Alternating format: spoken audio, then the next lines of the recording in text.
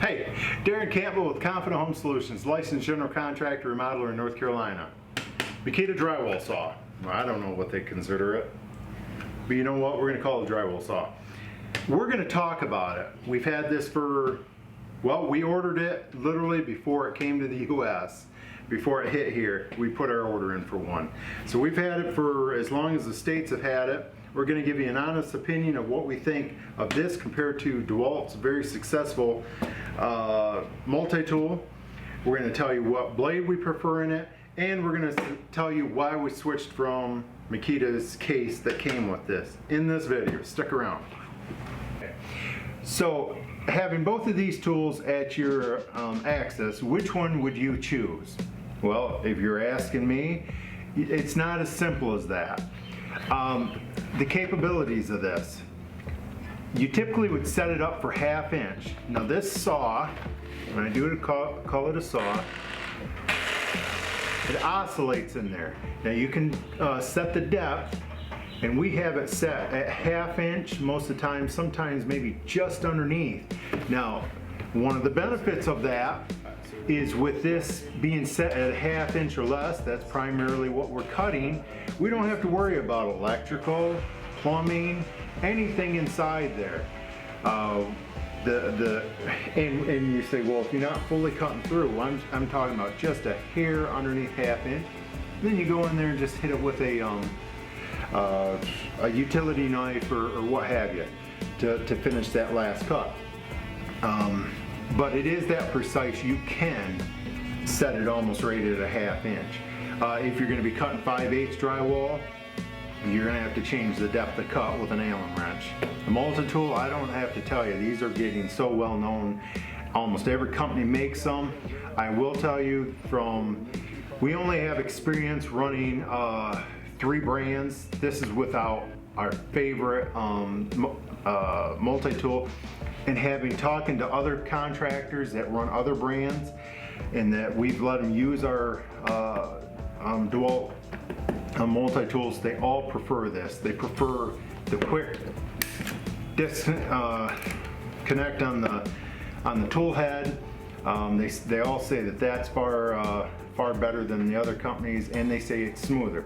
So that's all I can go from is the couple brands that we've owned and from our other contractors that have spoken to us. That's where I'm getting that from.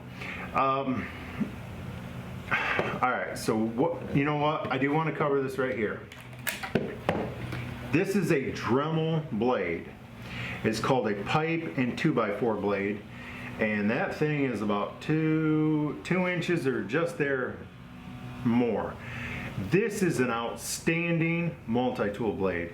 I believe this is the best one that we've purchased so far. We've purchased a tremendous amount of Rockler, Bosch, and DeWALT blades. None of them even come close to this blade right here. For longevity, it's a very precise blade. I love how long it is, and the teeth retention is just great.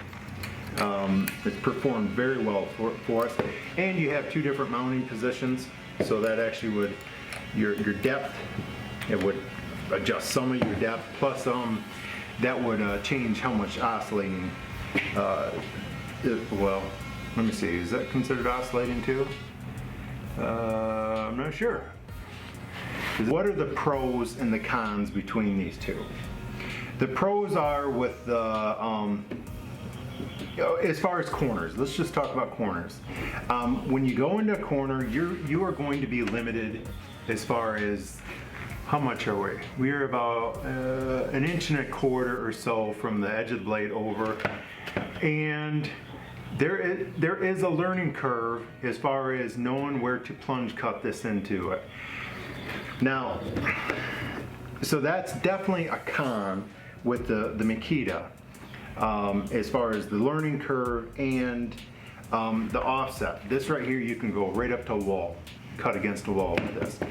As far as straight lines, this Makita has a V-notch, and I will tell you, we a lot of times we will set a laser, whether it's on a we'll find a stud, we'll shoot that stud with a laser, and this thing is just fantastic. You just run that run that right up through there. You can get a fantastic straight cut with this just off the laser beam. This, on the other hand, is not as easy. You basically have to take a straight edge with a marker, mark the laser, take the laser off, and then run down it. This blade here will get lost in the laser. After you shut the laser off, you'll find out that you've wandered. Either way, you're wandering around, as opposed to this is a much straighter cut. What are other things? Dust collection. This actually does very well, especially for overhead cutting.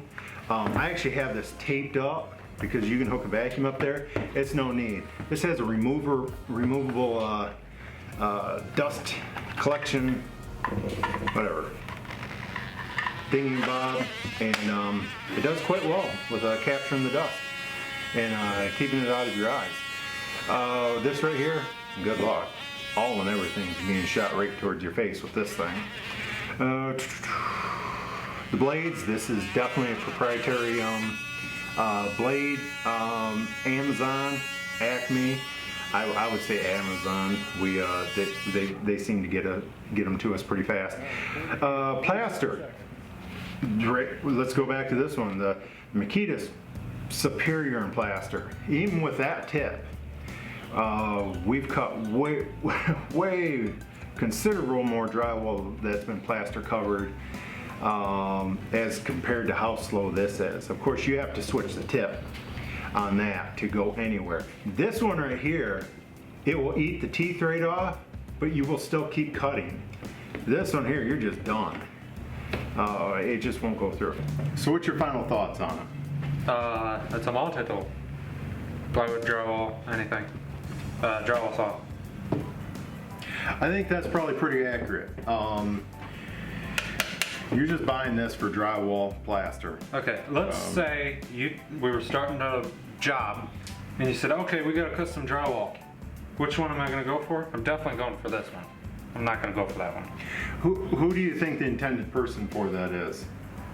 The remodeler or drywall contractor. I think it's mainly for a remodeler. And I even question a drywall contractor. Yeah, they would benefit from it too. They benefit, but but the thing is, a guy that does a new construction, you know, this right here, that's their drywall saw right there. Yeah, they're not going to be going in and doing that edge. But yeah, that's true. That's true. This guy right here will slice through the whatever you call this edges, the tapered end of a tapered side of a piece of drywall. This goes right through and cuts it. This thing right here, you can take. I have sliced a precise 1/4 of an inch off the edge of multiple sheets before with that. That thing is pretty incredible for that. So yeah, I think you're pretty much right. This thing is your all-around tool. Can this replace that? No way. I think almost, if they're a professional remodeler, they need that. And I would put this in my top 10 tools. It's that important to us. All right, well, if you like this video, hit the subscribe, like, all that good jazz, and stick around. We got a lot of cool videos that we have in mind, a lot of videos we've already done, we just haven't uploaded, and yeah, is that it? Yep. I guess we'll have to get Sig's final thought on the tools, and because no video is legit or finalized till he gives his opinion, so